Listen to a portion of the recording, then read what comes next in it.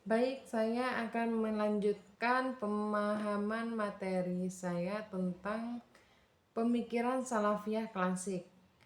Arus pemikiran Salafiyah klasik lahir dan berkembang sebagai sebuah respon defensif atau pembelaan sekaligus perlawanan akademis untuk menjaga orisinalitas ajaran Islam. Di tengah gempuran filsafat Yunani dan metode teologi dialektis, ilmu kalam yang rasional spekulatif, aliran ini memilih kembali pada pemahaman generasi 3 abad pertama Islam yang dikenal sebagai as-salaf dan as-sholih, sahabat, tabi'in, dan tabi'ut tabi'in. Yang pertama, biografi tokoh dan konteks sosiohistoris.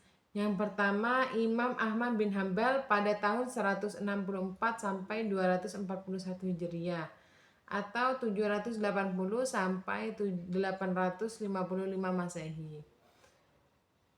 Lahir di Baghdad, beliau adalah seorang ahli hadis, ashabul hadits terkemuka yang menyusun kitab Al-Musnad berisi lebih dari 27.000 hadis. Hidup di masa ketika Khalifah Al-Ma'mun menjadikan paham rasionalis Mu'tazilah sebagai mazhab resmi negara. Para ulama dipaksa dan disiksa untuk mengakui doktrin bahwa Al-Quran adalah makhluk yang diciptakan. Imam Ahmad menolak keras dogma tersebut. Beliau memilih dipenjara dan dicambuk demi mempertahankan keyakinan bahwa Al-Quran adalah kalamullah, firman Allah yang sifatnya mulia dan bukan makhluk. Keteguhannya ini menyelamatkan tradisi tekstualis Islam dan menempatkannya sebagai simbol utama ahli sunnah. Yang kedua, Ibnu Taimiyah pada tahun 661 sampai 728 Hijriah atau 1263 sampai 1328 Masehi. Lahir di Harran dan besar di Damaskus. Beliau tumbuh di tengah kekacauan politik akibat invasi tentara Mongol serta stagnasi intelektual umat Islam akibat taklid buta. Ibnu Taimiyah melihat tantangan abad ke-7 Hijriah jauh lebih kompleks. Paham filsafat, tasawuf ekstensif seperti wahdatul wujud dan teologi kalam telah mengakar kuat. Beliau tidak hanya menguasai hadis, tetapi juga mendalami logika dan filsafat Yunani.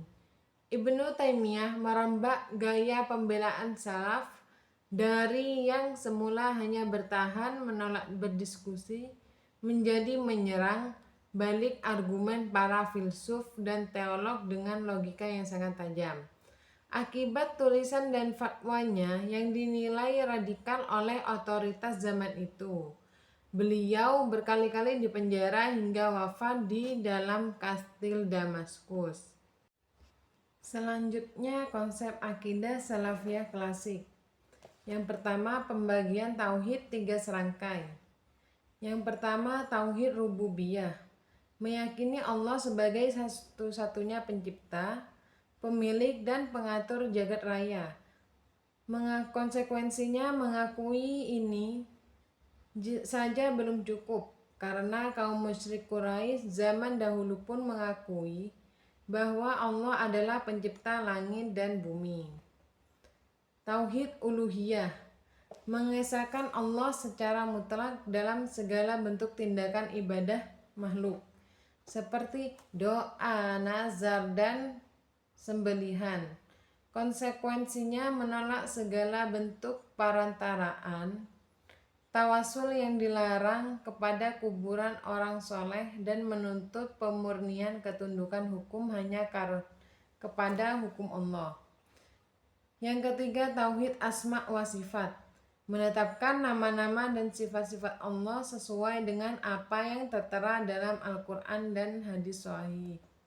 Kesimpulan, Salafiyah klasik bukanlah gerakan dogmatis tanpa dasar logika, melainkan sebuah respon intelektual yang memiliki epistemologi kokoh yang berakar pada pemurnian teks wahyu dan dari distorsi penafsiran eksternal.